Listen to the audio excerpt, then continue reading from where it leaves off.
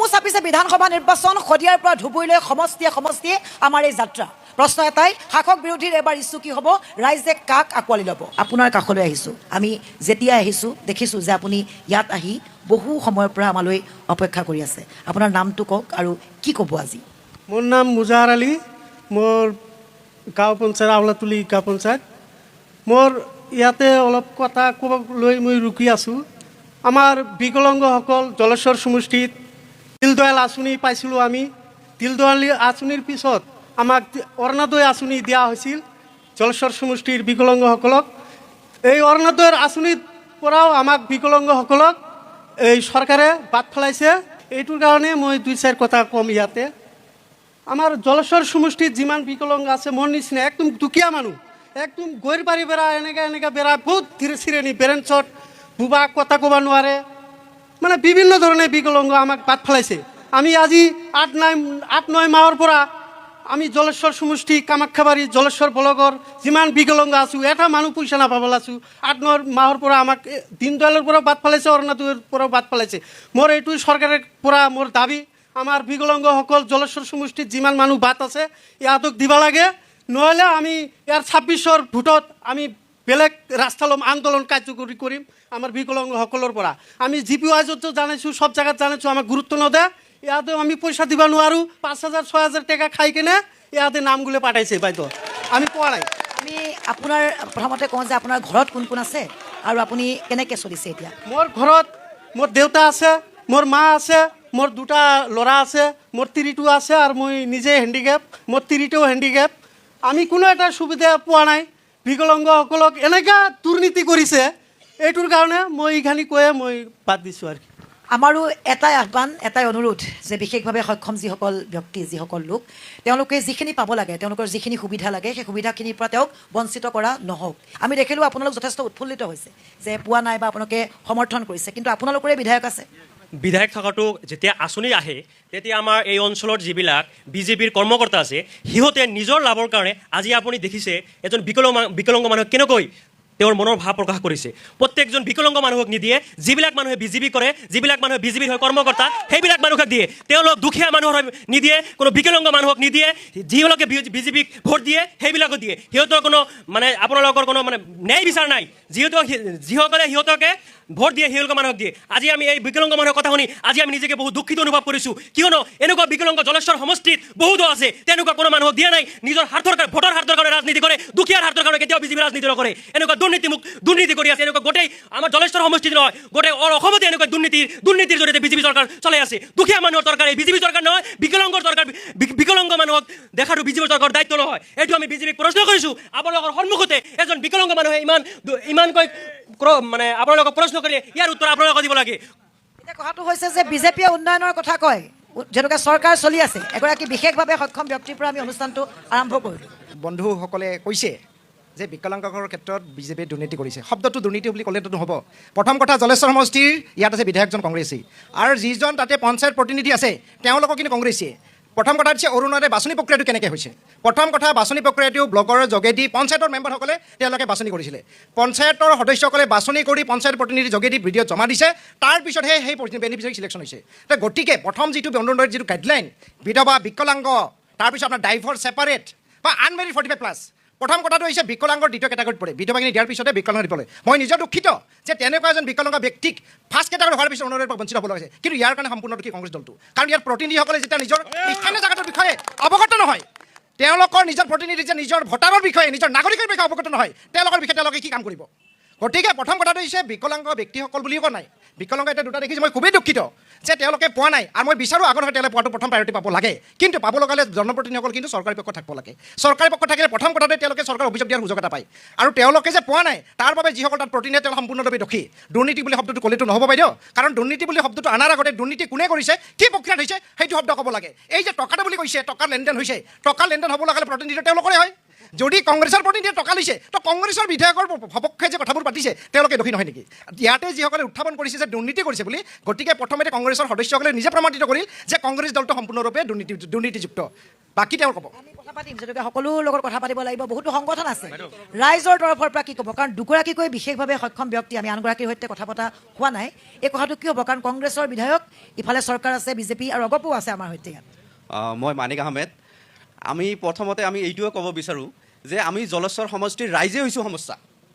আমি ৰাইজে সমস্যাত পৰিছোঁ যে ইমান দিনৰ পৰা বিগত কিছু বছৰ ধৰি আমাৰ জলেশ্বৰত যিবিলাক বিধায়ক হৈ আছে, যিবিলাক আমাৰ নেতা হৈ আছে, আমাৰ যদি বিধানসভাত যদি আমাৰ কংগ্ৰেছৰ চৰকাৰ হয় আমি ভোট দিওঁ UDFত, আৰু যদি হয় কংগ্ৰেছ চৰকাৰ আমি দিওঁ নিৰ্দলীয়ত, যদি হয় বিজেপি চৰকাৰ আমি দিওঁ কংগ্ৰেছত। কিন্তু আমাৰ যে ৰাইজৰ সমস্যাবোৰ আমাৰ চৰকাৰলৈ পায় না নাই সেইটোৱে আমি ক'ব নোৱাৰোঁ। আমাৰ যে আজি বিকলাংগজনে যে কৈছে যে আমাৰ সমস্যা, আমাৰ আজি বেদনা চৰকাৰে গমেই নাপায়, তাক দিলে পইচা খোজে, কংগ্ৰেছক দিলে পইচা খোজে, বিজেপিক দিলে পইচা খোজে, আমি এইবিলাক একো নাজানো। আমাক এনেকুৱা এজন নেতা লাগে যাতে জলেশ্বৰ সমষ্টিৰ পৰা যিজন চৰকাৰ হ'ব, যি বিধানসভাত চৰকাৰ হ'ব, সেই আমি গঠন কৰি আমি এইবাৰ বিধায়ক যি জয়ী হ'ব, সেই জয়ী যি আমাৰ বিধানসভাত যি জয়ী হ'ব আমি সেই হিচাপত এইবাৰ বিধানসভাত এইবাৰ আমি হেৰি কৰি দিম। বুজি পাইছে? প্ৰতিনিধি আমি এইবাৰ পঠাম। ছাত্ৰ সংগঠন আছে ইয়াত, চাওঁ ছাত্ৰ সংগঠন কোন কোন আছে। এইফালে ছাত্ৰ সংগঠন আছিল, আগবাঢ়ি আহা। আমি আহিম, যিহেতুকে সকলোকে প্ৰথমতে সুধি ল'ব লাগিব প্ৰশ্ন। হয়, প্ৰথম বিষয় হ'ল এটা সুস্থ গণতন্ত্ৰ হোৱাৰ কাৰণে ৰাইজে ভোটদান কৰিব লাগিব।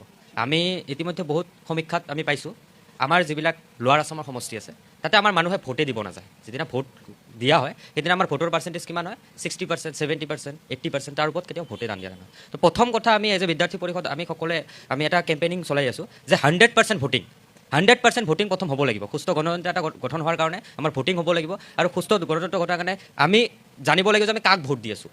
ভোট দিয়াৰ আগতে আমি এইটো বস্তু চাব লাগিব, আমি পাৰ্টিক ভোট দিয়াতকৈ আমি ব্যক্তিজনক চাই ল'ব লাগিব। সেই ব্যক্তিজনক ভোট দিব লাগিব, সেই ব্যক্তিজন সমাজত আহি কাম কৰিছে নে নাই। আজি সেই বিকলাংগ ব্যক্তিজনৰ কথা যোনটো উঠি আছে, সেই ব্যক্তিজনৰ লগত আজি যি দলৰ মানে প্ৰতিনিধি ইয়াতে আছে সেই দলৰ প্ৰতিনিধিজনক চিনি পায়নে?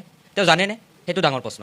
আজি ইয়াতে যোনটো যিসকল দলে শাসনভাৰ লৈ আছে বা য'ৰ MLA আছে তেওঁলোকে নিজৰ সম্পত্তিৰ পাৰা গঢ়া বাদে আজিলৈকে না ছাত্ৰ সমাজৰ কাৰণে কাম কৰিছে না গণতন্ত্ৰৰ কাৰণে কাম কৰিছে। আজি চবতকৈ ডাঙৰ কথা, গোৱালপাৰাৰ ভিতৰত লোৱাৰ আছামতো গোৱালপাৰা এটা উল্লেখযোগ্য জিলা, তাৰ ভিতৰত লক্ষীপুৰ যিটো এটা ৰজাৰ জামানৰ পৰা চলি আছে, ৰজাৰ কাল ইয়াতে ঘটি গৈছে। তো ইমান ডাঙৰ এটা লক্ষীপুৰ য'ত অসমৰ ভিতৰত এটা চিনাক্তি নগৰ বুলি চবে জানে, চিনাকি নাম যে লক্ষীপুৰ, এই লক্ষীপুৰত এখন মহাবিদ্যালয় আছে। সেই মহাবিদ্যালয় লক্ষীপুৰ মহাবিদ্যালয়, যি মহাবিদ্যালয়ক লৈ হয়তো ইয়াত থকা কোনো ৰাইজ কোনো মাত মাতিব নিবিচাৰে। আজি তাতে এটা ষ্ট্ৰীম আছে, আৰ্টছ ষ্ট্ৰীম। বাকী আমি নিজে শিক্ষা গ্ৰহণ কৰিবৰ কাৰণে গোৱালপাৰালৈ যাব লগা হয়। গোৱালপাৰা, দুধনৈ এনেকুৱা জেগাত আমি ছায়েন্স ল'লে পঢ়িব লগা হয়। কিন্তু আজি লক্ষীপুৰ মহাবিদ্যালয় বহুত ডাঙৰ এটা এৰিয়া, তাতে আমাক কিন্তু সেইখিনি বস্তু প্ৰদান কৰাৰ কাৰণে কোনো ধৰণৰ কোনো MLA সকলে আগবাঢ়ি ক্ষেত্ৰত আগবাঢ়ি যোৱা নাই। ৰাইজৰ দল আছে, অগপ আছে, সংগঠন আছে, ৰাইজৰ দল আছে, এইখিনিত আপোনালোক আছে। কওক, কি ক'ব?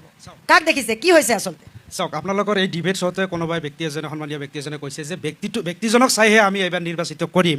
ডেফিনেটলি এইটোত ৰাইজে একমত থাকিব লাগে, কাৰণ 2021 চনত যেতিয়া সমষ্টিটো ডেলিমিটেশ্যন হোৱা নাছিলে তাৰ আগতে AIUDF আৰু কংগ্ৰেছ দলৰ মিত্ৰজোঁট গোৱালপাৰা পশ্চিম সমষ্টিত থকাৰ লগতে যুদ্ধ কৰি নিৰ্দলীয় এজন প্ৰাৰ্থী তেওঁ 25,000+ ভোট পাইছিলে। কাৰণ সেই মানুহজন ইমানেই জনপ্ৰিয়তা আছে সমষ্টিত, মাত্ৰ কেৱল তেতিয়া খৰমুজা ব্লকটোৰ পৰাই 25,000+ ভোট পাবলৈ সক্ষম হৈছিলে, কাৰণ তাৰ জনপ্ৰিয়তা অতিকৈ বেছি আছে। কি কয় কওক, চমুকৈ কওক, বহুত আছে। হয়, ক'বলৈ ওলাইছোঁ যে তেখেত 3বাৰ 15 বছৰৰ বাবে বগুৱান পঞ্চায়ত সমবায় সমিতিৰ সভাপতি। হৈছে নাই সমষ্টিটোত? কি দেখিছে আপুনি? তেখেত চৰকাৰী পক্ষত যাব পৰা নাই, হাৰিছে যদিও তেওঁৰ জনপ্ৰিয়তা সমষ্টিত অতিকৈ বেছি, কাৰণ ৰাইজে তেখেতক 3বাৰৰ বাবে 15 বছৰ। সমষ্টিত কোনো প্ৰতিনিধি সম্পৰ্কে কথা নাপাতো, আপুনি কওক যে আপুনি সমষ্টিটোত কি দেখিছে? সমষ্টিত একো উন্নয়ন হোৱা নাই। এতিয়া আপোনাৰ ডিবেট শ্ব'তে কৈ গ'ল যে বিজেপি চৰকাৰে হয়তো বাছনি প্ৰক্ৰিয়াত সেই বিকলাংগসকলকে বাদ পেলাইছে। AIUDFৰ কাষলৈ আহিছোঁ, কি দেখিছে উন্নয়নৰ ক্ষেত্ৰত? কি ক'ব বা সমস্যা কি, ইছ্যু কি? সঁচাকৈ আমি যিখিনি জলেশ্বৰ সমষ্টিত বিশেষকৈ আমি সংখ্যালঘু অধ্যুষিত সমষ্টিৰ মানুহ, আমাৰ জলেশ্বৰ সমষ্টিত 100 এবৰি সমস্যাৰে জৰ্জৰিত। আজিলৈকে ইমান দিনে ভাৰত স্বাধীনতাৰ পিছৰ পৰা যিমানবোৰ নেতা নিৰ্বাচিত হৈছে আমাৰ সংখ্যালঘু অঞ্চলৰ পৰা, তেওঁলোকে সঠিক নেতৃত্ব দিব পৰা নাই। আৰু ইভেন কি কংগ্ৰেছে দীৰ্ঘদিন শাসন কৰিছে, কিন্তু আমাৰ সংখ্যালঘু মানুহক ভয় ভীতি দেখুৱাই শাসন কৰি আমাক ভোট বেংকৰ সৃষ্টি কৰি আমাৰ পৰা ভোট লৈছিল। কিন্তু আমি সংখ্যালঘু মানুহ এতিয়া জাগ্ৰত হৈছোঁ। আৰু ইদানিং আপোনালোকে দেখা পাইছে কংগ্ৰেছে ইমান দিনে বনোৱা ৰাস্তা দি আজি শাসন পক্ষৰ বিজেপি দল বুলডোজাৰ চলাই আমাৰ সংখ্যালঘু মানুহৰ যি অৱস্থা কৰিছে, আজি ঘৰ বাৰী উচ্ছেদ কৰি আমাৰ মানুহখিনিক যি অন্যায়ভাৱে অত্যাচাৰ কৰিছে, আমি আমাৰ এই সংখ্যালঘু মানুহখিনিৰ আমাৰ সেই সংখ্যালঘু মানুহখিনিক কোনো চৰকাৰে নিৰাপত্তা দিব পৰা নাই, কোনো চৰকাৰে নিৰাপত্তা দিব পৰা নাই। ইভেন কি এই চৰকাৰৰ দিনত কংগ্ৰেছৰ দিনত দুৰ্নীতি বেছি হৈছিল, বিজেপিৰ দিনতো দুৰ্নীতি বেছি হৈছে। আমাৰ সংখ্যালঘু মানুহ কোনো দলে এতিয়া বিভিন্ন ধৰণৰ প্ৰলোভন দেখুৱাই আমাৰ পৰা ভোট লৈছিল, কিন্তু আমাক শিক্ষাৰ পৰা যিখিনি কথা দাদা কৈছে এয়া সম্পূৰ্ণ ভিত্তিহীন। কাৰণ ভাৰত স্বাধীন হোৱাৰ পিছত AUDF দুইটাম জলস্বৰ সমষ্টিত বিধায়ক আছিলে, একো কাম কৰিব পৰা নাই। 2021 চনত আফতাবুদ্দিন মোল্লা বিধায়ক হোৱাৰ পিছত জলস্বৰ সমষ্টিত 321 কোটি টকা নদী প্ৰডাকশ্যনৰ কাম কৰিছে। বাইদেউ 2011 চনত অসমত যেতিয়া কংগ্ৰেছ চৰকাৰ কৰিছিল, উচ্ছেদ যিটো কৰিছে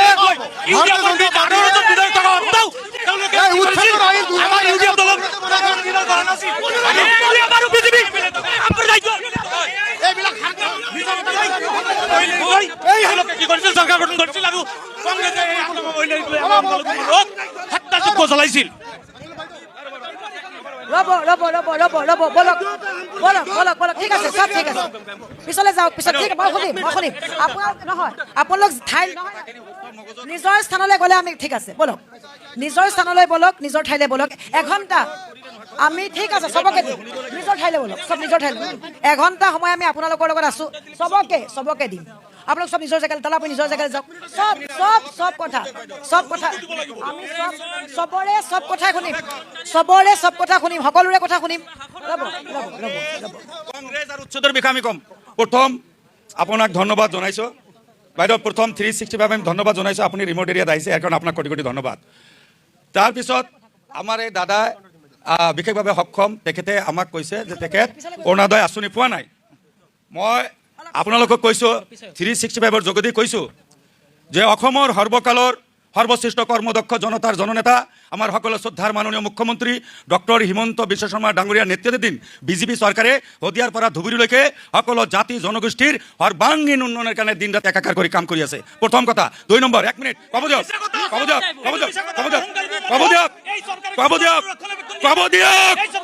মই 1 মিনিট ক'ব দিয়ক, মই কথাটো কৈ তাৰপিছত মই তেখেতৰ কথা কৈছোঁ যে তেখেতৰ শুনক, কংগ্ৰেছ চৰকাৰৰ দিনত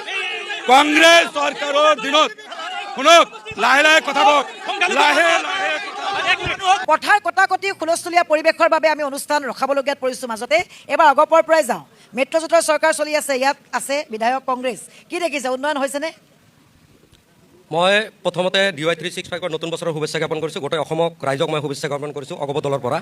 আজি অগপ দলৰ নীতি আদৰ্শ চবতকৈ অলপ ভিন্ন। আমি ঐক্য, শান্তি আৰু প্ৰগতিৰ আমি এইবিলাকৰ লৈ আমি চলোঁ। আমাৰ কোনো ধৰ্ম নিৰপেক্ষ দল। আমি দেখক আজি আপুনি আগিয়াৰ পৰা ইয়ালৈ আহিছে, আগত আগিয়াৰ পৰা ইয়াত আহোঁতে 3 ঘণ্টা টাইম লাগিছিল, আজি দেখক আধা ঘণ্টাত সময়ত আহি পাইছে। এয়া উন্নতিৰ চাপ। এইটো কোনে কৰিলে? আজি দেখক ডক্টৰ কেশৱ প্ৰকাশ OSD আছিল, তেখেতে সৰ্বানন্দ ছাৰৰ OSD আছিল, তেখেতে দৃষ্টিগোচৰ হৈছে যে আমাৰ এইখিনি ইমান টাইম লাগে, তেখেতে অতি দ্ৰুত গতিত এই ৰাস্তাখিনি কৰি দিছে। আৰু যিবিলাক MLA আছিল 75 বছৰ হৈ গ'ল, আমাৰ ৰাস্তা ঘাট শিক্ষাৰ ছাইড দি ইমান দুৰ্বল হৈ গৈছে, ক'ব নোৱাৰি। এটা ঘৰত শিক্ষিত ল'ৰা হ'ব নিদিয়ে। মানে আপোনালোকৰ মিত্ৰদল বিজেপিও বিফল নেকি? বিফল কোৱা নাই, MLA বিলাক বিফল। MLA বিলাক 75 বছৰ যে ইয়াত ৰাজত্ব কৰিল, MLA বিলাক বিচাৰা নাই যে ৰাস্তাবিলাক উন্নতি হওক, শিক্ষাবিলাক উন্নতি হওক। সিহঁতে এটা ঘৰত অশিক্ষিতকৈ মানে শিক্ষিত যাতে হ'ব নোৱাৰে, IAS যাতে ওলাব নোৱাৰে, APSC যাতে দিব নোৱাৰে, ডক্টৰ যাতে ওলাব নোৱাৰে, সিহঁতে যাতে ৰাজত্ব কৰি থাকিব পাৰে ইংৰাজ শাসনৰ নিচিনা। সেই কংগ্ৰেছে এইবিলাক ইংৰাজ শাসনৰ নিচিনা আমাৰ জলেশ্বৰ সমষ্টিক পিছুৱাই পেলাই দিছে। আজি দেখক আমি এনেকৈ হিল ঢোল ভাঙি ওলাই আহিছোঁ। AGP দল, আমি এই কংগ্ৰেছ দল যে আছে, কংগ্ৰেছ দলৰ যিবিলাক MLA কেণ্ডিডেট, UDFৰ MLA কেণ্ডিডেট, সেইবিলাকৰ বা ৰাইজৰ দলৰ MLA কেণ্ডিডেট, সেইবিলাকৰ ইনকাম চ'ৰ্চ ক'ত, কেনেকৈ ইনকাম কৰে? সিহঁতে যেনেকৈ গাড়ী ঘোঁৰা লৈ ইমান হৈ হাল্লা কৰি ঘূৰি ফুৰে, আমি এইবিলাক নকৰোঁ। আমি খোজকাঢ়ি ঘূৰি ফুৰোঁ, আমি ৰাইজৰ মাজত খোজকাঢ়ি যাওঁ। আমাৰ নীতি আদৰ্শ আমাৰ কি, আমি ইমান গাড়ী লৈ নাযাওঁ, আমি ৰাইজৰ অন্তৰত সোমাব বিচাৰোঁ। এটা কথা কওকচোন, আপোনালোকৰ বহু এনেকুৱা শিক্ষণ এটা আছে যে বিজেপিৰ সৈতে মিত্ৰতাটোক বৰ এটা ভাল নাপায়, আপোনালোকে কি ভাবে? তৃণমূল পৰ্যায়ৰ নেতাক আমি সুধিছোঁ। দেখক, আমি উন্নতিৰ কাৰণে আমি বিজেপি দলৰ লগত আছোঁ, আৰু বিজেপি দলে যিখিনি উন্নতি কৰিছে সেইখিনি আমি ভাষাত প্ৰকাশ কৰিব নোৱাৰোঁ। AGP আৰু BJP যৌথ চৰকাৰে আজি অৰুণোদয় কওক বা আপোনাৰ ৰেচন কাৰ্ড কওক, লাখপতি বাইদেৱে কওক। আপোনাৰ আমিটোত বিজেপিও সোমাই আছে, আপুনি যিটো আমি বুলি কৈছে সংজ্ঞা কংগ্ৰেছ আমি বিজেপিৰ কাষলৈ যাম হয়, কওক। বাইদেউ যিখন স্কুলত ই পঢ়িছে সেইটো কিন্তু কংগ্ৰেছে বনাই দিয়া স্কুল আছিল আৰু এটা কথা ক'ব বিচাৰো বাইদেউ আমাৰ অসমৰ মুখ্যমন্ত্ৰী ডাঙৰীয়া যেতিয়া এটা জাতিক লৈ ডাইৰেক্ট ক'ব পাৰে এইটো জাতিক অন্যায় কৰাৰ কাৰণে মই মুখ্যমন্ত্ৰী হৈছো তো সেইখন জলস্বৰ সমষ্টিত গোটেইবিলাক আমাৰ মুছলমান জাতি মানুহ তো ইয়াতে কেনেকৈ উন্নীত হ'ব তাৰ কাৰণে মই এইখন বিজেপি চৰকাৰত গোটেইখিনি দায়ী বুলি ভাবোঁ। মানে যিখিনি কথা কৈছে যে মুখ্যমন্ত্ৰী ডাঙৰীয়াৰ প্ৰশংসাত পঞ্চমুখ হৈছে, আমি ৰাইজে আৰু ছাত্ৰ সমাজে স্পষ্টভাৱে গম পাওঁ মুখ্যমন্ত্ৰী ডাঙৰীয়াৰ যি ভ্ৰষ্টাচাৰী আৰু দুৰ্নীতি। কাৰণ মুখ্যমন্ত্ৰীয়ে আপোনাৰ হিতাধিকাৰীৰ নামত কিমান ঋণী হৈছে আৰু নিজৰ ঘৈণীয়েকৰ নামত সম্পত্তিৰ পাহাৰ কৰিছে। আজি অসমৰ ৰাইজে কিমান টকা ঋণ এজন ৰাইজে কিমান টকা ঋণ বহিব লগা হৈছে এইটো জানেনে মোৰ দাদা? এতিয়াই কৈছে। আৰু এটা কথা, প্ৰকাশ কাশ্যপ ডাঙৰীয়াক এইমাত্ৰ কৈছে যে বহুত ভাল কাম কৰিছে। তেখেত নিজে APDCL-ৰ সঞ্চালক, আজিলৈকে আমাৰ সমষ্টিত কাৰেণ্ট ঠিকমতে দিব পৰা নাই। সি APDCL-ৰ সঞ্চালক হয়, সি কৰিছে নেকি ৰাস্তাৰ কাম? আমি জানো যে তেতিয়াৰ বিধায়ক আছিল কংগ্ৰেছ দলৰ আৰু কংগ্ৰেছ দলৰ বিধায়কে এইখিনি কাম কৰিছে। বেয়া শব্দ ব্যৱহাৰ নকৰিবা, কথা পাতা হয়। মই এটা কথা ক'ব বিচাৰিছোঁ যে বিজেপি চৰকাৰে কৈ আছে সকলো সময়ত কৈ আছে বাংলাদেশী গো বেক, বাংলাদেশ খেদি আছে, কিন্তু বাংলাদেশৰ প্ৰধানমন্ত্ৰী ভাৰতত আনি কেনে আশ্ৰয় দি আছে আৰু ৰাজকীয় মৰ্যাদাত ৰাখি আছে। তেওঁলোকে অকল ভোটৰ কাৰণে তেওঁলোকে সাম্প্ৰদায়িক কাম কৰি থাকে, ভোটৰ কাৰণে তেওঁলোকে বিভিন্ন পন্থা হাতত লয়। আৰু তেওঁলোকে কৈছে যে অৰুণোদয়, এই অৰুণোদয় কংগ্ৰেছে খেলি মেলি কৰিছে, কংগ্ৰেছে দুৰ্নীতি কৰিছে। যি সময়ত কমিটি কৰা হৈছিল অৰুণোদয়ৰ 4জনকৈ, সেইটো কমিটি কিন্তু অকল বিজেপিৰ সদস্য আছিল, বাকী একো নাছিল। যদি দুৰ্নীতি কৰিছে তেনেহ'লে বিজেপিৰ সদস্যই কৰিছে, আমাৰ কংগ্ৰেছ দলে দুৰ্নীতি কৰা নাই। আৰু বাইদেউ আৰু এটা কথা, কংগ্ৰেছ সকলো কংগ্ৰেছ, গতিকে আমি এটা দলৰ পৰা আমি এগৰাকীকে দিব পাৰিম এবাৰত চান্স। এই দেৱৰ কাষলৈ আহিম, আপুনি কওক। বাইদেউ ইহঁতে যে ক'লে যে উচ্ছেদ, অসমত জাতীয় কংগ্ৰেছ মানে কংগ্ৰেছ দলৰ 13জন মুছলিম আমাৰ কেবিনেট মন্ত্ৰী আছিল অসমত, 13। সিহঁতে না ভূমি পট্টা চাৰ্টিফিকেট দিছে মুছলিম সমাজক, নদী ভংগা চাৰ্টিফিকেট দিয়া নাই। আৰু 2001-ত আমাৰ ইয়াৰ ৰকিবুল হুছেইন ডাঙৰীয়া MP ধুবুৰী লোকসভাৰ তেখেতৰ নেতৃত্বত উচ্ছেদৰ আইনখিনি চাইন কৰা হৈছে। They have made the create the law and the running government just implementing this, just implementing হৈ আছে ইয়াত। কাৰণ আমাৰ ফৰেষ্ট ৰিজাৰ্ভ GRF হওক, নদী খালবিলাক যিখিনি আছে সংৰক্ষণ কৰিব লাগিব, কিন্তু এইখিনি কোনে কৰিছে? কংগ্ৰেছ চৰকাৰে কৰিছে। কংগ্ৰেছ হ'ল দুৰ্নীতিৰ ছেকেণ্ড নাম হ'ল কংগ্ৰেছ। কাৰণ বাইদেউ লিচন টু মি, কাৰণ কংগ্ৰেছ মানে হ'ল জাতিবাদ, ফেমিলিবাদ, পৰিয়ালবাদ। কংগ্ৰেছ মানে পৰিয়ালবাদ। আমাৰ ভাৰতীয় জনতা পাৰ্টি এটাই শ্লোগান, সৰ্বে ভৱন্তু সুখী নহ, আমি সকলোৱে সুখত থাকিম, বসুধৈৱ কুটুম্বকম, গোটেই বিশ্ব এটা পৰিয়াল। এনেকুৱা হ'ল আমাৰ চিন্তাধাৰা। আমাৰ চিন্তাধাৰা হ'ল অন্তদয়, আমাৰ চিন্তাধাৰা হ'ল এনেকৈ কংগ্ৰেছে কামখিনি কৰিছে, আজিও মুছলিম সমাজক ধ্বংসৰ মেটত লৈ আছে। একমাত্ৰ কংগ্ৰেছ দায়ী ইয়াৰ কাৰণে, বেলেগ কোনো দল নহয়। কংগ্ৰেছ হ'ল ফেৰাউন। এই ধৰণৰ কংগ্ৰেছৰ মানুহ থাকিলে সমষ্টি কেতিয়াও উন্নতি নহয়। আমাৰ ধৰ্মৰ নামত ৰাজনীতি কৰি থাকে। সিহঁতৰ কোনো সংখ্যালঘু মানুহক মই কৈছো মুখ্যমন্ত্ৰী কেনেকৈ কয় আমাৰ মুছলমানৰ ভোট নালাগে, আমি কি আমি অসমৰ মানুহ হিমন্ত বিশ্ব শৰ্মা সকলো নামত হিমন্ত বিশ্ব শৰ্মাই হিটলাৰ শাসন কৰি আছে। যিমান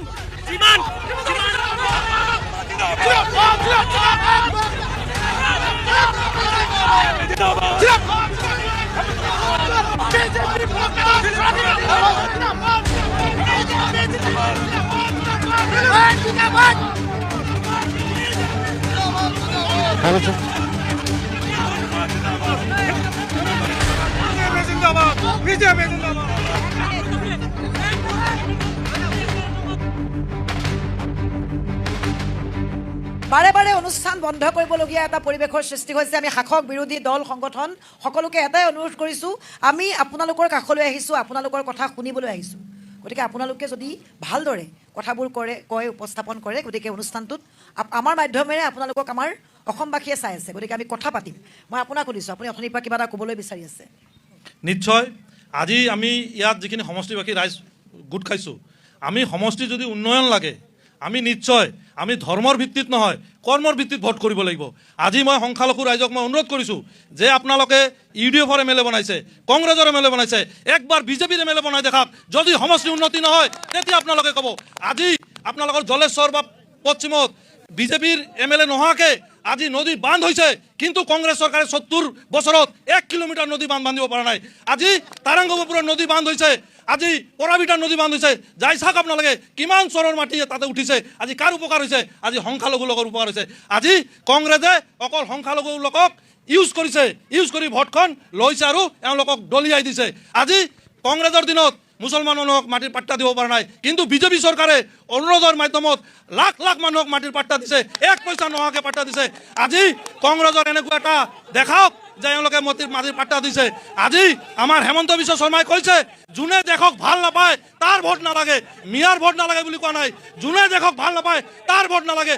আজি আমি যদি দেশ বচাব নোৱাৰোঁ আমি সমষ্টি কেনেকৈ বচাম? সেইকাৰণে আজি যদি দেশ বচাব লাগে বিজেপি চৰকাৰ লাগিব, কিয়নো কংগ্ৰেছ যি দুৰ্নীতি কৰিছিল তাৰ জবাব কিন্তু বিহাৰে দিছে, একদম শেষ কৰি দিছে।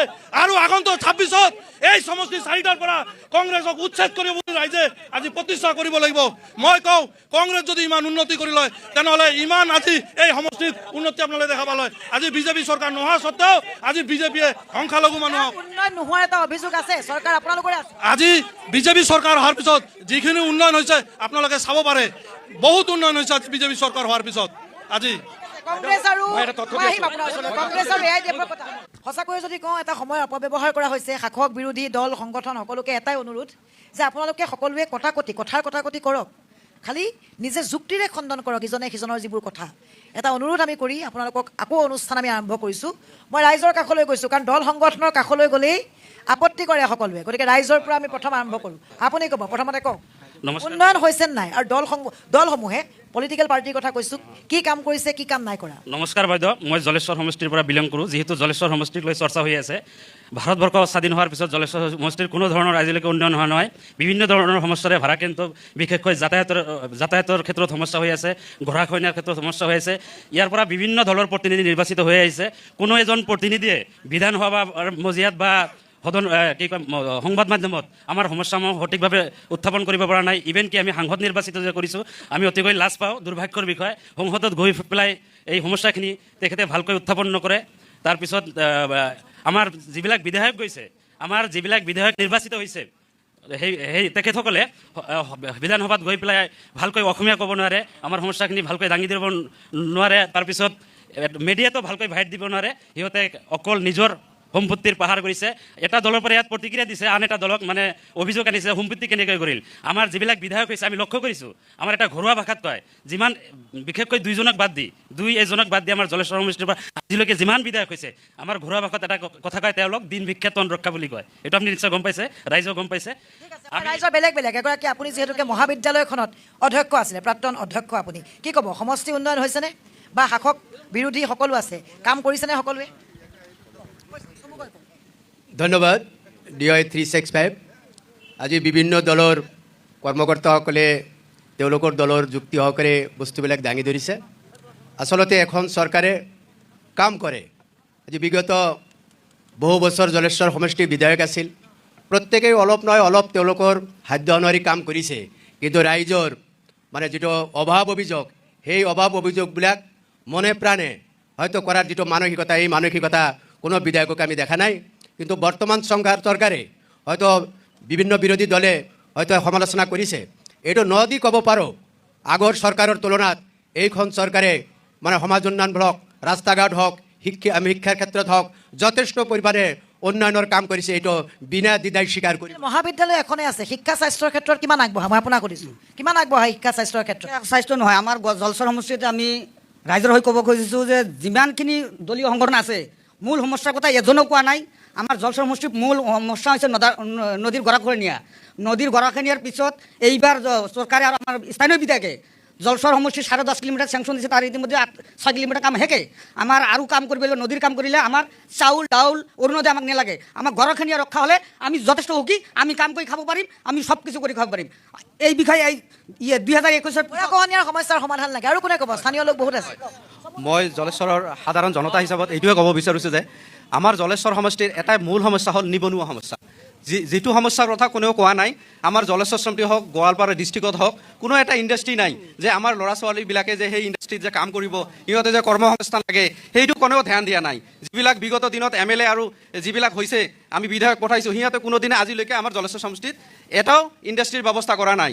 আৰু যি আমাৰ স্বাস্থ্যকেন্দ্ৰ আছে, লক্ষীপুৰ হওক জলেশ্বৰ হওক চাই সোণাৰী হওক এটা ডক্টৰো নাই আপুনি এটা যদি ৰোগী দৌৰি কৰি হস্পিটেলত লৈ যায় তাতে যাব হস্পিটেলত নাই আমি সন্মুখৰ ফাৰ্মাচীত সেই ট্ৰিটমেণ্ট কৰিব লগা হয় সেই ক্ষেত্ৰত চিকিৎসক নাই নাই আছে যদিও চিকিৎসক ডিউটি নকৰে ছুটি থাকে নাইবা আমি হস্পিটেলত গ'লে এটা ডক্টৰো নাপাওঁ এটা গাইনো পেচেণ্ট যদি আমি দৌৰি কৰি চিভিল হস্পিটেলত লৈ যাওঁ সিহঁতে কয় আমাৰ তাতে ডক্টৰ নাই আপোনালোকে এই নাৰ্ছিং হোমত লৈ যাওক এইকাৰণে গোৱালপাৰা ডিষ্ট্ৰিক্টত নাৰ্ছিং হোমৰ দপদপনি চলিছে যি মন তাকে বিল লৈছে তাতে গ'লে মানে 10,000 টকাৰ বিল সিহঁতে 60,000 70,000 টকা কৰি লয় এইকাৰণে মই হেমন্ত চৰকাৰক আমি দাবী জনাইছোঁ যাতে এইবিলাক সমাধা হয় যাতে ন্যায্য যাতে বিল লয় যাতে দুখীয়া মানুহৰ এই স্বাস্থ্যৰ উন্নয়ন বিচাৰিছে আৰু কোনে ক'ব স্থানীয় লোক হয় চমুকৈ ধন্যবাদ জ্ঞাপন কৰিছোঁ আপোনাক আমাৰ জলেশ্বৰ সমষ্টিত ডেভেলপমেণ্ট বুলি ক'লে ডিটো নাই আমাৰ জলেশ্বৰ সমষ্টিত আমি বিভিন্ন ঠাইত ঘূৰি ফুৰোঁ গুৱাহাটীত থাকোঁ বিভিন্ন ডিষ্ট্ৰিক্টত ঘূৰি ফুৰোঁ বিভিন্ন ডিষ্ট্ৰিক্টৰ পৰা যদি আমি কওঁ আমি I am coming from Jaleswar সমষ্টি সিহঁতে আমাক লাজ দিয়ে ইয়াতে আহিলে এটা ৰাস্তা ঘাট ভাল হোৱা নাই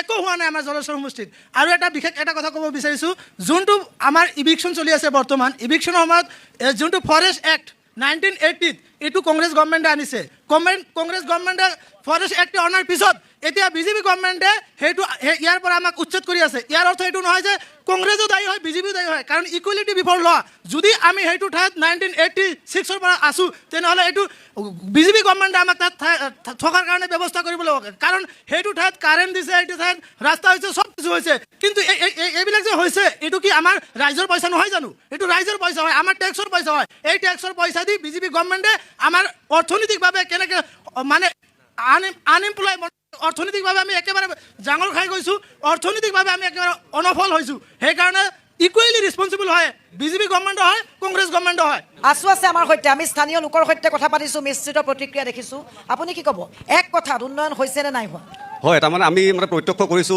অলপ সময় আগতে যি আমাৰ মানে দুই মানে শাসক মানে বিৰোধীৰ মাজত উন্নয়ন হৈছে নে নাই হোৱা আপুনি কি দেখিছে আমি উন্নয়ন তেনেকুৱা দেখা নাই কাৰণ আমি উন্নয়ন বুলি ক'লে খালি আপোনাৰ ৰাস্তা ঘাট বুলি নহয় ইয়াত স্বাস্থ্যখণ্ডৰ কথা আছে বান গৰাখহনীয়া সমস্যা আছে যিবিলাক জ্বলন্ত সমস্যা আজিলৈকে শিক্ষা যিবিলাক শৈক্ষিক সমস্যা লৈ আজিলৈকে দেখা নাই যে আমাৰ বিধায়ক মহোদয় যে বিধানসভাত আলোচনা কৰিছে আজি আমাৰ দুখন মহাবিদ্যালয় আছে দুখন মহাবিদ্যালয়ৰ ভিতৰত আজিলৈকে আমাৰ এই কমাৰ্চ আৰু ছায়েন্স ষ্ট্ৰীম নাই আমাৰ অকল এটা ষ্ট্ৰীম চলি আছে আৰু এনেকুৱা আমি দেখিছোঁ যে এনেকুৱা বিদ্যালয় আছে আমাৰ এই জলেশ্বৰ সমষ্টিৰ ভিতৰত যিখন বিদ্যালয়ত এজন শিক্ষকৰ দ্বাৰাই পৰিচালিত হৈ আছে কিয় এনেকুৱা অৱস্থা আমি প্ৰশ্ন কৰিব বিচাৰিছোঁ বিধায়ক মহোদয়ক বা এখন চৰকাৰক বা আগৰ চৰকাৰক আমি অগপৰ কাষলৈ আছোঁ ৰাজনৈতিক দলৰ সৈতে শাসক বিৰোধীৰ সৈতে কথা পতাৰ পূৰ্বে এটাই অনুৰোধ আপোনালোকে যুক্তিৰে খণ্ডন কৰক ইজনে আনজনৰ কথা কিন্তু কথাবোৰ আমি শুনিব লাগিব সময়ত যদি আপোনালোকে হুলস্থুলীয়া পৰিৱেশৰ সৃষ্টি কৰে প্ৰথমতে কৈছোঁ আমি কথাবোৰ গম নাপাম মই আপোনালোকৰ কাষলৈ আহিছোঁ দেখক আমি হুলস্থুলীয়া বস্তুটো আমি নিবিচাৰোঁ এইবোৰ পিছৰ কথা আপুনি সমষ্টিৰ কথা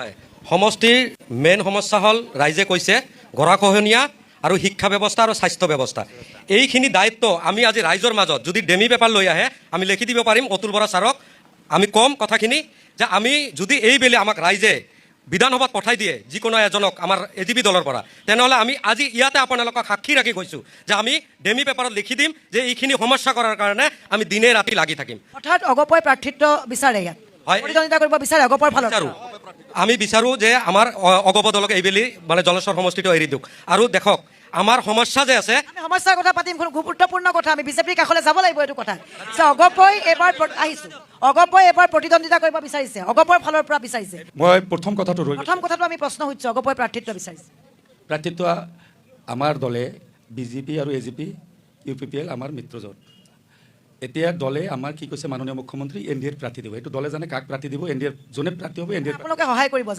NDAৰ প্ৰাৰ্থী হ'ব যাক দিয়ে আমি সহায় কৰিম এইটো গ'ল এটা কথা এতিয়া আহোঁ মূল কথালৈ আমাৰ যিজন আউলাতলিৰ পৰা আহিছে শাৰীৰিকভাৱে বিশেষভাৱে সক্ষম তেখেতক আমি কৈছোঁ তেখেত যিখন ৰাস্তাৰ দি আহিছে সেই ৰাস্তা কংগ্ৰেছ চৰকাৰৰ দিনত কি আছিল ৰাইজক সুধিব ডক্টৰ কাশ্যপ পুৰস্কাৰৰ নেতৃত্বত সেই ৰাস্তাখন হৈছে সেইকাৰণে লক্ষীপুৰৰ সন্তান ডক্টৰ কাশ্যপ পুৰস্কাৰক প্ৰথমে ধন্যবাদ জনাইছোঁ এতিয়া হওক যে মাননীয় অসমৰ মুখ্যমন্ত্ৰী ডক্টৰ হিমন্ত বিশ্ব শৰ্মা ডাঙৰীয়াই যেতিয়াই অসমৰ বিভিন্ন প্ৰান্তত যায় আপোনালোকে দেখা পাব যেতিয়াই বিশেষভাৱে শাৰীৰিকভাৱে সক্ষম মানুহ দেখা পায় তেতিয়া নিজে মাননীয় মুখ্যমন্ত্ৰী নিজে গৈ শাৰীৰিকভাৱে সক্ষম ব্যক্তিসকলৰ লগত শাৰীৰিকভাৱে বিশেষ ব্যক্তিসকলৰ লগত মত বিনিময় কৰে তেখেতে গৈ সোধে সেই শাৰীৰিকভাৱে বিশেষ ব্যক্তিক জনক যে আপুনি অৰুণোদয় পাইছে বোলে অৰুণোদয় পোৱা নাই অৰুণোদয় লগে লগে দিছে যদি কিবা কাৰণত ৰৈ গৈছে এইটো আপোনালোকে দেখা পাইছে আৰু বেছিকৈ ইয়াত আমাৰ দলত হিন্দু মুছলমানৰ কোনো কথা নাই তাতে চাইছে বেছিভাগ ফেচবুকত বা সামাজিক মাধ্যমত দেখিছে মাননীয় মুখ্যমন্ত্ৰীয়ে যিসকলক দেখা নাই বহু বিশেষভাৱে সক্ষম ব্যক্তি আছে তেখেতসকলৰ কাৰণে কি ব্যৱস্থা? সেইটো কৈছোঁ তো সেই বিশেষ ব্যক্তিসকল বেছিভাগ মুছলমান আমি দেখা পাইছোঁ সামাজিক মাধ্যমত, গতিকে মাননীয় মুখ্যমন্ত্ৰী ইয়াত কোনো বৈষমতা কৰা নাই। এতিয়া ঘটনা হ'ল যদি কোনোবাই ৰৈ গৈছে, আপোনালোকক মই কৈছোঁ এই য'ত আপোনালোকে যিটো ফিল্ডত আপোনালোকে থিয় দি আছে এইটো জলেশ্বৰ সমষ্টি নহয়, এইটো লক্ষীপুৰ সমষ্টি, কিন্তু ইয়াত মিডিল প্লেচ হয় আমাৰ জলেশ্বৰ সমষ্টিত। ইয়াত 1-1.5 মাহ আগত ইয়াত যিটো আমাৰ চৰকাৰী ফালৰ পৰা উদ্যমিতা আঁচনি হৈছে, সেই উদ্যমিতা আঁচনিত যেনেকৈ পেণ্ডেল হৈছে, ইয়াত এই সমষ্টিত 2,39,134 জন ভোটাৰ আছে, তাৰ মাজত 27,391 জন মহিলাক ইয়াত উদ্যমিতা। এটা কথা মোৰ প্ৰশ্ন আপোনালোককো সুধিম, কংগ্ৰেছকো সুধিম। ৰাইজে এটা কথা কৈছে, গৰাখহনীয়াৰ যিটো মূল সমস্যা, চিকিৎসক নাই, এই প্ৰশ্নটো উত্তৰ লাগিব। প্ৰথমতে এইটো প্ৰথমে কওক। উদ্যমিতা আঁচনিৰ কথা দিছে, ভাল কথা, আমি সমস্যাৰ কথা পাতিম। নিযুত মইনা আঁচনি, প্ৰধানমন্ত্ৰী আৱাস যোজনা ঘৰ, এইটো মোৰ পুৰা ফিগাৰ আছে, ঠিক আছে, সেইটো কথা প্ৰথমে এনচাৰটো দি লওঁ। আমাৰ চৰকাৰ অহাৰ পিছত মাননীয় মুখ্যমন্ত্ৰী ডক্টৰ হিমন্ত বিশ্ব ডাঙৰীয়া নেতৃত্বত বিজেপি অহাৰ পিছত গৰাখহনীয়াৰ 545 কোটি টকাৰ কাম এডিবি বেংকৰ পৰা হৈ আছে, তাৰে 321 কোটি টকাৰ কাম ইতিমধ্যে মুকলাই দিছে, বাকী 224 কোটি টকাৰ কাম এইটো গ্ৰাণ্ট হৈছে, এইটো চলি থাকিব। এতিয়া আহোঁ মূল কথালৈ, যে ইয়াৰ পৰা এই সমষ্টি জলেশ্বৰ সমষ্টিৰ পৰা মন্ত্ৰী আছিল কংগ্ৰেছৰ আফজালুৰ ৰহমান, তাৰপিছত আপুনি যাওক কি কয় দক্ষিণ শালমাৰা ৱাজদালি চৌধুৰী চৰ মন্ত্ৰী আছিল, তাৰপিছত যাওক আপুনি মানকাচৰ তাত আছিল জহিৰ ইছলাম মন্ত্ৰী, তাৰপিছত ধুবুৰী যাওক অমৰ আলী তেখেত কংগ্ৰেছৰ মনু হুছেইন কংগ্ৰেছৰ মন্ত্ৰী আছিল, গৰিবুৰত মহিবুল হক কংগ্ৰেছৰ মন্ত্ৰী আছিল, তাৰপিছত আপুনি যাওক বিলাসীপাৰা আনোৱাৰ হোসেন মন্ত্ৰী আছিল, তাৰপিছত যাওক আপুনি বৰপেটা দিলদাৰ হোসেন, শুকুৰ আলী দিলদাৰ ৰাজা আদি কৰি ইছমাইল হোসেন আদি কৰি বাগা বাগা মন্ত্ৰী আছিল, তাৰপিছত যাওক আপুনি বিশ্বনাথ চাৰিআলি, তাতে নুৰজামাল চৰকাৰ কংগ্ৰেছৰ মন্ত্ৰী আছিল, তাৰপিছত যাওক নগাঁও।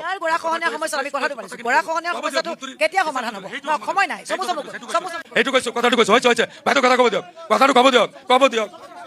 এতিয়া নগাঁৱত ধৰ্ষিত তাৰপিছত কি কয় ৰকিবুল হাছান আদি কৰি কালি মন্ত্ৰী আছিল কংগ্ৰেছৰ, সব মুছলমান মন্ত্ৰী আছিল, ইমান মন্ত্ৰী থকাৰ পিছত তাৰপিছতো গৰাখহনীয়াৰ কাম নহ'ল কিয়? তাৰপিছত মাটিৰ পাট্টাৰ কাম নহ'ল কিয়? চৰৰ মাটিৰ পাট্টা নহ'ল কিয়? অকল মুছলমানৰ ভোট লৈছে কংগ্ৰেছে, আৰু মুছলমানক কেনেকৈ ধ্বংস কৰিব পাৰিব তাৰ কাম কৰিছে আমাৰ মাননীয় মুখ্যমন্ত্ৰী। আপোনাৰ কাষলৈ আহিম। কংগ্ৰেছক এটা প্ৰশ্ন, আপোনালোকে উত্তৰ দিয়াৰ আগতে এটা প্ৰশ্ন আছে। আপোনালোকৰ বিধায়ক আছে, গৰাখহনীয়াৰ সমস্যা আছে, এটা বিজেপিয়ে অভিযোগ কৰিছে যে মন্ত্ৰী হৈ আছে, কংগ্ৰেছ বহুত দিনৰ পৰা চৰকাৰ চলাইছে, কিয় বিফল আপোনালোক? নাই, এইটো সম্পূৰ্ণ ভিত্তিহীন। আমি বিফল নহয়, কাৰণ বিধায়ক মহোদয়ে বিধানসভাত প্ৰথমবাৰ নদীৰ পাৰ্মানেণ্ট প্ৰডাকশ্যনৰ কথা কৈ এডিবি আৰু ৱৰ্ল্ড বেংকৰ পৰা 321 কোটি টকাৰ কাম আমাৰ জলেশ্বৰ সমষ্টিত আনিছে। ইয়াৰ কাৰণে চৰকাৰে এনে দিয়া নাই, বিধায়কে মাত মাতাৰ কাৰণে দিছে, বিধায়কে চৰকাৰৰ পৰা মোকলাবলৈ সক্ষম হৈছে কাৰণে দিছে, এনে দিয়া নাই। জলেশ্বৰ সমষ্টিত দিছে, কিন্তু বাকী সমষ্টিত কিয় দিয়া নাই? জলেশ্বৰ সমষ্টিৰ বিধায়কে আনিছে কাৰণে দিছে। আৰু এটা কথা 2025 চনত এই চৰকাৰে 17,200 কোটি টকা ঋণ লৈছে। এই ঋণ তেখেতে বিজেপি কৰা মানুহে দিব নে আমাৰ অসমৰ জনসাধাৰণে দিব? সাধাৰণ মানুহে দিব। আৰু এটা কথা মুখ্যমন্ত্ৰীয়ে সদায় কৈ থাকে যে মিয়াৰ ভোট আমাক নালাগে, মিয়াকতো মই অপমান কৰোৱে, অসমত 40% মানুহ অচিনাকি মানুহ, তেনেকুৱা কথা কৈ ইয়াত বিজেপি কৰি কথা কোৱাটো মইতো ভাবোঁ নীলাজ বোধ কৰিব লাগে। কাৰণ যি দলে কয় মিয়াৰ ভোট নালাগে, মুছলমানৰ ভোট নালাগে, সেই দল কৰি আমাৰ জাতিটোক মানে পিছ অপমান কৰা বুলি মই ভাবোঁ। প্ৰথমে এইটো এনচাৰ মানে বাইদেউ এখেতে যে ক'ল যে মিয়াৰ ভোট নালাগে বুলি কৈছে, অবৈধ বাংলাদেশী মিয়াৰ ভোট নালাগে বুলি কৈছে তেখেতে। আৰু ইয়াক আমি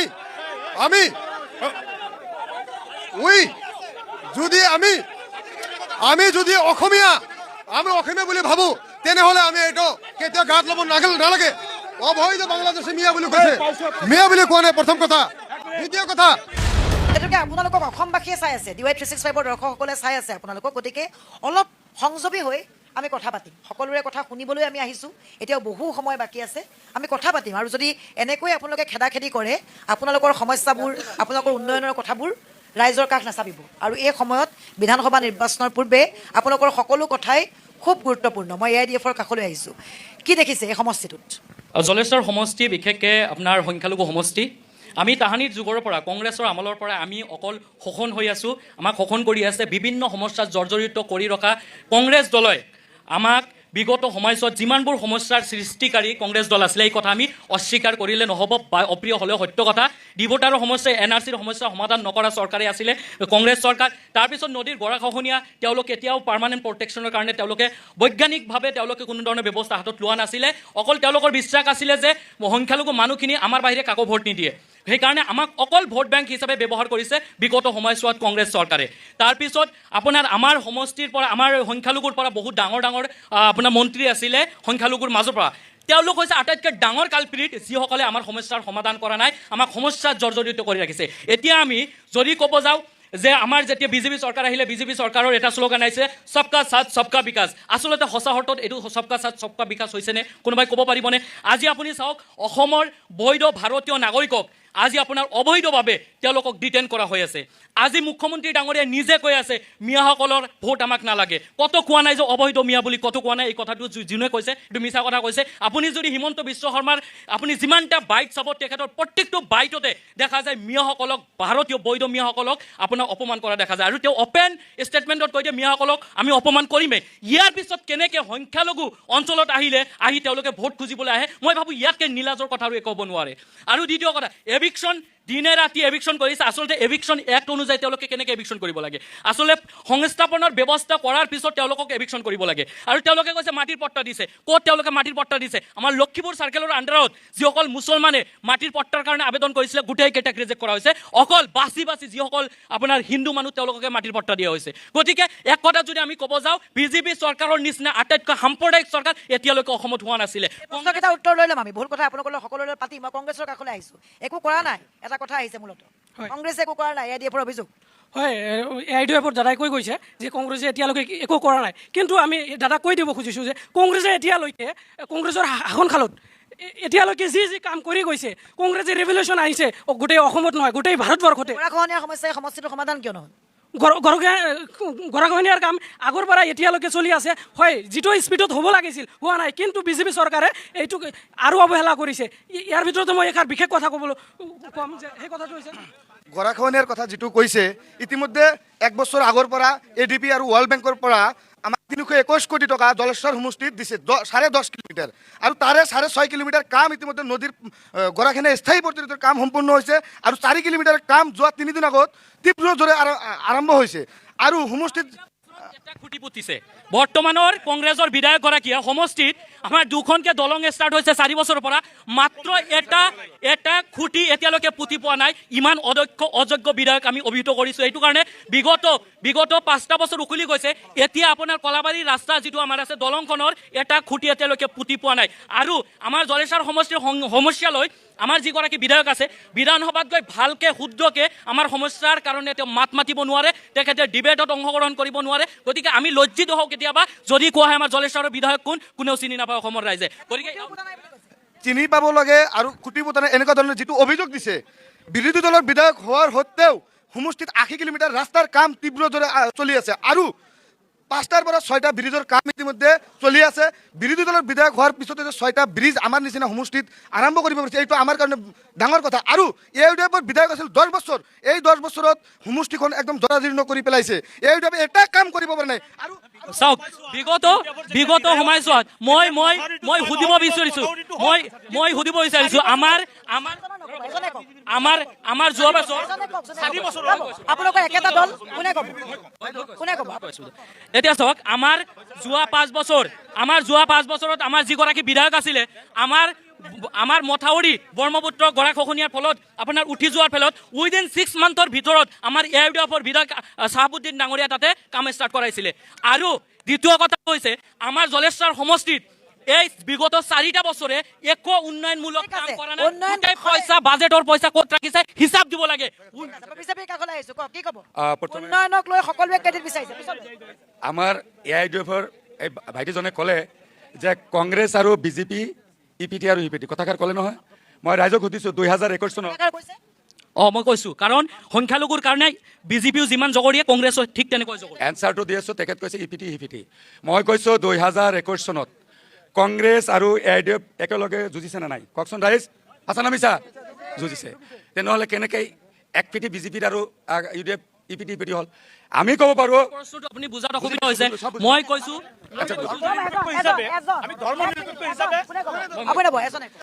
কৈছোঁ যে আমাৰ সংখ্যালঘু সমস্যা সমাধানৰ ক্ষেত্ৰত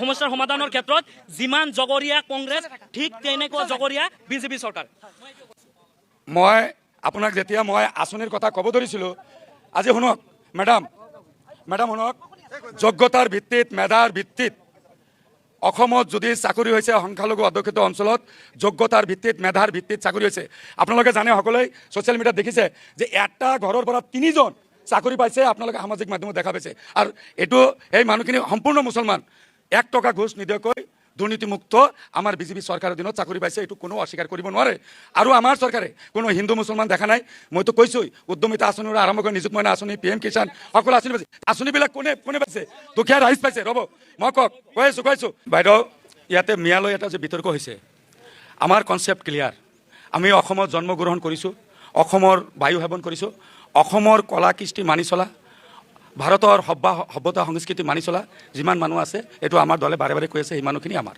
ভাৰতীয় মানুহ যিখিনি মানুহ সদায় আমি বাংলাদেশৰ কলা কৃষ্টি আমি অনুসৰণ কৰিম সেইবিলাক কথাৰ কাৰণতে আজি এইবিলাক কথা আহে আৰু মিয়া উপাধিটো আমাক কোনে দিছে মিয়া উপাধিটো দিছে 70 বছৰ কংগ্ৰেছে দিয়া আমাৰ এটা উপনাম হ'ল মিয়া এই মিয়া নামটো কংগ্ৰেছে দিছে কনচেপ্ট ক্লিয়াৰ আৰু UDF-এ আমাক যিটো জগৰীয়া কৰিছে প্ৰথমে UDF-এ যেতিয়া 2006 চনত নিৰ্বাচন খেলিলে তেখেতসকলে এটাই শ্লোগান আছিল ডি ভোটাৰৰ জালাই ভোট দিমতালাই চল্ভ কৰিছে জানো বিজেপি চৰকাৰৰ দিনত ডি ভোটাৰ কমিছে কোনো নতুনকৈ ডি ভোটাৰ হোৱা নাই কমাৰ কাৰণে আমাৰ চৰকাৰে এপ্টিকটত যিখিনি ভাৰতীয় নাগৰিক তেখেতসকলে অসমত আছে আৰু যিখিনি সন্দেহযুক্ত এই মানুহখিনি যদি সন্দেহযুক্ত হয় তেতিয়াহ'লে চৰকাৰৰ যিটো আইন প্ৰক্ৰিয়া থাকে আইন প্ৰক্ৰিয়া যেতিয়া কোৰ্টে ডিচিশ্যন এইটো বেলেগ চেপ্টাৰ কিন্তু আমি কৈছোঁ যে ভাৰতীয় নাগৰিক কেতিয়াও হাৰাশাস্তি হোৱা নাই মই কৈছোঁ তেওঁলোকে যে কৈছে যে আমি ভাৰতীয় বৈধ নাগৰিকক আমি হাৰাশাস্তি কৰা নাই কিছুদিন পূৰ্বে যিসকল ব্যক্তিক বাংলাদেশত পুচিং কৰা হৈছিলে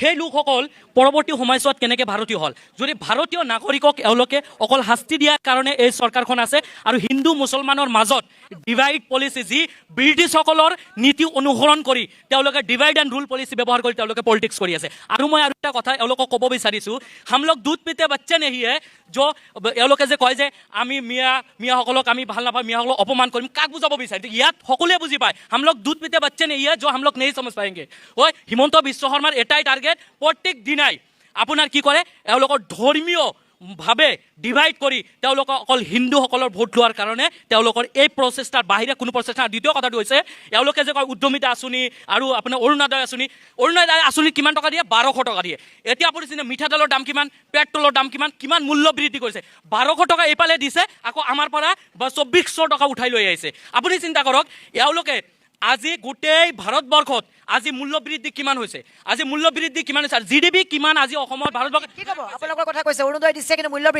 মূল্য বৃদ্ধি কেনেকৈ 8% GDP বাঢ়িছে যি আজি 1947 পৰা আজিলৈকে যিখিনি GDP ৰেট গ্ৰথ হৈছে গ্ৰছ ডমেষ্টিক প্ৰডাক্ট এতিয়া যদি সেইখিনি মই লৈ আহোঁ ৰেপো ৰেট আহিব লাগিব এইটো ডাঙৰ এটা আমি মঞ্চত বহিব লাগিব বাইদেউ ঠিক আছে সৰু সুৰা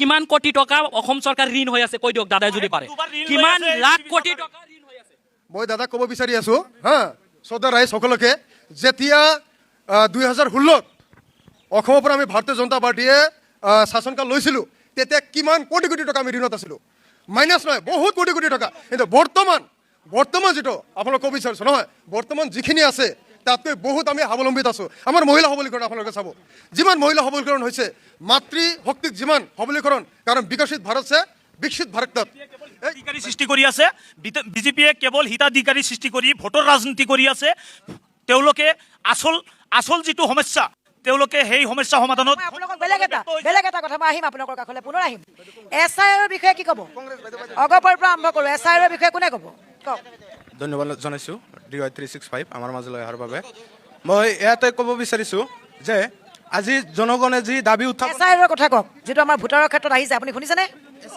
হয় SIR বিষয়ে শুনিছোঁ কিন্তু SIRটো যি আমাৰ ঘৰে ঘৰে হৈ আছে তো চৰকাৰে কৰি আছে ভালকৈ আপোনালোক সুখী আছোঁ SIR শুদ্ধকৈ হ'ব লাগে SIR প্ৰক্ৰিয়া যিটো হৈছে শুদ্ধ আৰু নিকা স্বচ্ছভাৱে SIR হৈছে যিখিনি আমাৰ ভোটাৰ লিষ্টৰ পৰা যিখিনি নাম বাদ পৰিব লাগে বা যিখিনি নাম বাদ পৰিব লাগে সেইখিনি হয়তো অলৰেডি নাম বাদ পৰিছে যিখিনি মানুহ নাম থাকিব লাগে সেইখিনি অলৰেডি ভোটাৰ লিষ্টত আছে আৰু শুদ্ধ আৰু নিকাভাৱে SIRটো হৈছে শুদ্ধ নিকা বুলি অগপই কৈছে কংগ্ৰেছে কি ক'ব SIR বিষয়ে এয়া একেবাৰে সম্পূৰ্ণ ভুল ধাৰণা। SIRটো কৰিছে ভোট চুৰ কৰাৰ কাৰণে। কাৰণ বিহাৰত আপোনালোকে চাইছে এই ভোটাৰ তালিকাৰ যিখন কৰিছে আপোনাৰ আকৌ নতুনকৈ বনাইছে SIRৰ দ্বাৰা যে নতুনকৈ বনাইছে, ইয়াৰ দ্বাৰা বিজেপিয়ে অকল ভোটহে চুৰি কৰিছে। কাৰণ এটা ফেমিলিত চাব, এটা ফেমিলিত 50 জন 100 জন 200 জনলৈকে ভোট ওলাইছে বিহাৰত। তো ইয়াত কি বুজা যায় যে বিজেপিয়ে অকল ভোটটো চুৰ কৰাৰ কাৰণে এই SIR ৰূপায়ণ কৰিছে। তাৰমানে একচুৱেলি যিটো SR লৈ যিটো প্ৰশ্ন উত্থাপন হৈছে সঁচা কথা। যিটো SR সংক্ৰান্তত আজি বিহাৰত যিজন মানুহে ভোট দিছে, আজি গুৱাহাটীৰ এটা দীঘলীপুখুৰী পাৰত সেই মানুহজনৰ নাম এইখন ভোটাৰ লিষ্টত দেখা গৈছে। কাৰণ ইতিমধ্যে গম পাইছে বিজেপি দলে যে সাধাৰণ ৰাইজে আমাক আৰু ভোট নিদিয়ে, কাৰণ আমি ডেভেলপমেণ্ট কৰিব পৰা নাই, আমি কেৱল হিন্দু আৰু হিন্দুৰ নামত ৰাজনীতি কৰি আছোঁ, যাৰ কাৰণে আমাক ভোট নিদিয়ে। এতিয়া তেওঁলোকে এটা পন্থা বাছি লৈছে যে কেনেকৈ আমি বহিৰাগত ভোট আনি বিজেপিক আমি জিকাব পাৰোঁ, এইটো তেওঁলোকৰ প্ৰচেষ্টা। অভিযোগ কৰিছে আহিম ৰাইজক এটা সুধি লোৱা মন্তব্য আপোনালোককে সুধিব লাগিব। আহক এবাৰ সুধিম, এফালে ৰাইজৰ ফালৰ পৰা স্থানীয় লোক কোনে ক'ব? আহক এফালে কোনে ক'ব SIRৰ বিষয়ে? আহক স্থানীয় ৰাইজে কোনে ক'ব SIRটোক কেনেকৈ দেখিছে, কেনেকুৱা দেখিছে? শুদ্ধ SIRক কি ক'ব? আদৰণি জনাব নে কি আপোনালোকৰ মন্তব্য? SRটো যোনটো SIR হৈ আছে এইটো একচুৱেলিটো আমাৰ যিটো আমাৰ ভোটাৰ যোনটো মানে আপডেট কৰিব লাগে, তো আপডেট কৰাটো ভাল, কিন্তু তাতে যদি কিবা অবৈধ ভোটাৰ সোমায় বা তাৰ পৰা জানো একচুৱেল চিটিজেন সিহঁতৰ নাম যদি কাট খাইছে সেইটো বেয়া। কিন্তু আমি খোজো আপডেট হওক, যিসকল মানুহ হওক বুলি কৈছে আপুনি। বিজেপিক এটা প্ৰশ্ন কৰিব, কোনে ক'ব? মই ক'ম বাইদেউ, ইহঁতে ক'লে কি UDF কংগ্ৰেছে যে ভাৰতীয় জনতা পাৰ্টি ভোট চোৰ। এতিয়া সেইটোৰ মই জবাব আগত দি আছোঁ। 1947 পৰা 52 প্ৰথম আমাৰ ইলেকশ্যন হয় ভাৰতবৰ্ষত।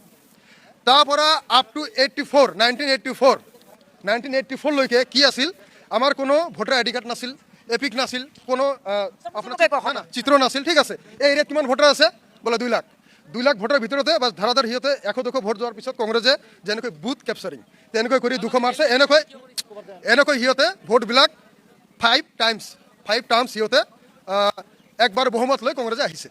1993 যেতিয়া প্ৰথমবাৰ আমাৰ ভাৰতবৰ্ষত এপিক উইথ ফটো আমাৰ আহিল ভোটাৰ ID কাৰ্ডখিনি, তাৰ পিছৰ পৰা আজিলৈকে কংগ্ৰেছে মাজত যে যিমান বছৰ গ'ল UPA বনাইহে, মিত্ৰজোঁট বনাইহে সিহঁতে শাসন কৰিব পাৰিছে। কাৰণ ভোট চোৰ একমাত্ৰ হ'ল কংগ্ৰেছ। ভাৰতবৰ্ষত বুথ কেপচাৰিং হ'ল কংগ্ৰেছ। কাৰণ চোৰেহে গম পাই যে এইখিনি যদি কৰি আছে তেনেহ'লে ভোট চোৰ কৰি আছে। আমি ভোট চোৰ কৰা নাই, আমাৰ অনলি ডেভেলপমেণ্টৰ ক্ষেত্ৰতহে ৰাইজে ভোট দি আছে। মোদী ডাঙৰীয়াৰ যিটো নেতৃত্ব, আমাৰ ডক্টৰ হিমন্ত বিশ্ব শৰ্মা ডাঙৰীয়াৰ নেতৃত্ব, সবল নেতৃত্বক আপোনালোকে চাওক, ডিফেন্সৰ পৰা আৰম্ভ কৰি আজি ৱৰ্ল্ডত নাম্বাৰ 1 ইণ্ডিয়া। এটা প্ৰশ্ন যে ভোট চুৰ হৈছে নেকি, যদি হৈছে বা কি কোনে কৰিছে? হয়, কোনে ক'ব আপোনাক?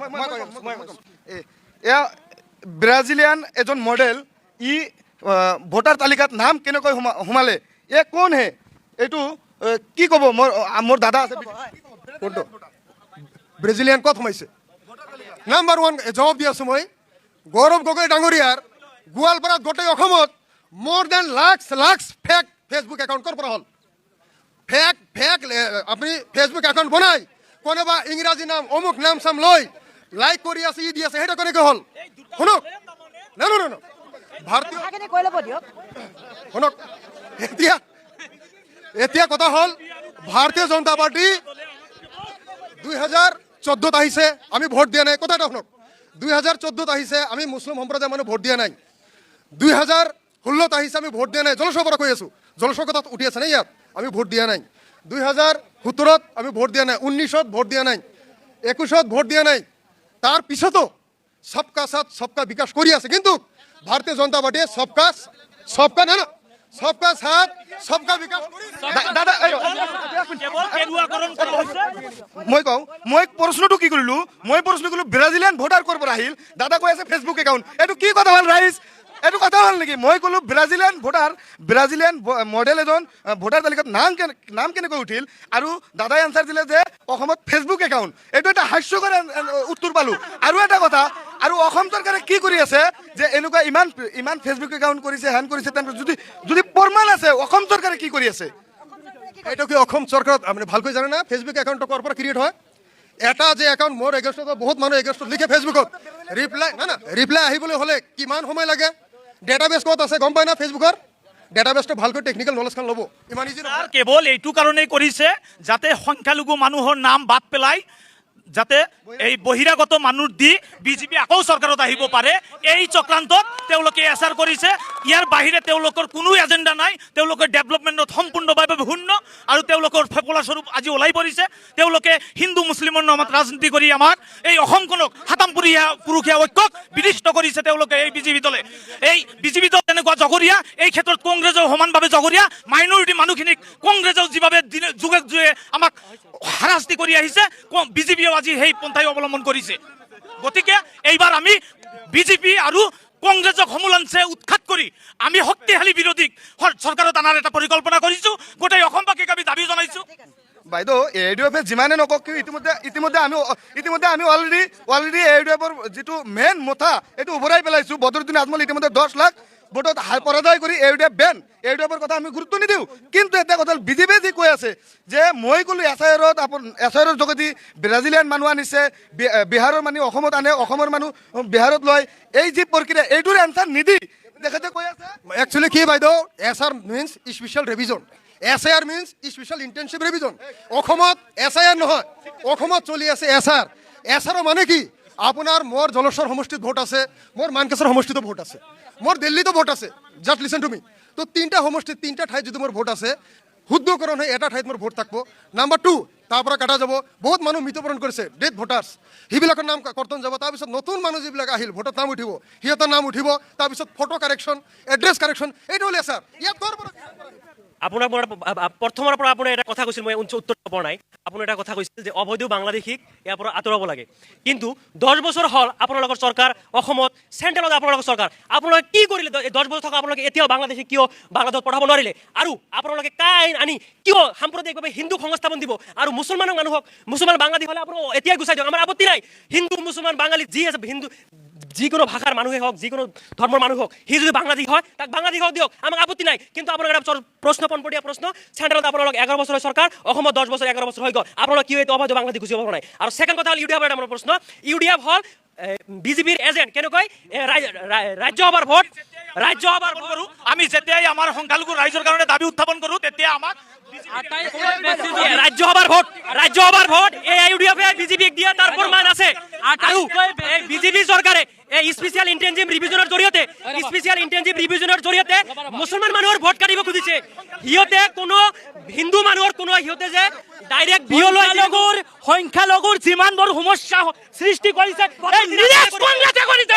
আজি শিক্ষাৰ ক্ষেত্ৰত যিমান কাম কৰিছে মৌলানা বদৰুদ্দিন আজমলৰ বাহিৰে কোনে কৰা নাই। আজি সংখ্যালঘুৰ নেতৃত্বত ডক্টৰ বনাইছে, যিমান MBBS ডক্টৰ বনাইছে, আজি চৰকাৰে যিটো বনাব পৰা নাই,